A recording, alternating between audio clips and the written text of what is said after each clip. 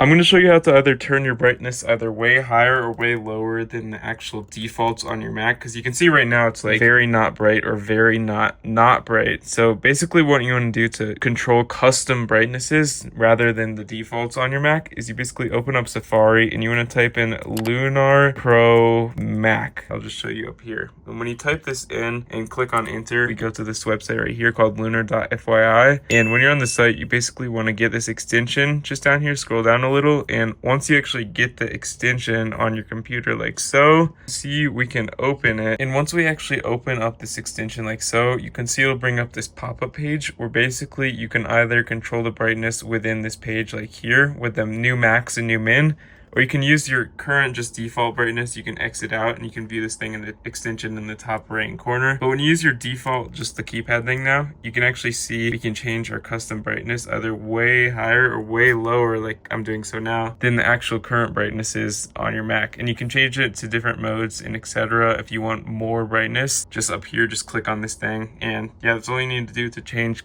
super custom max or min brightnesses just on your Mac. And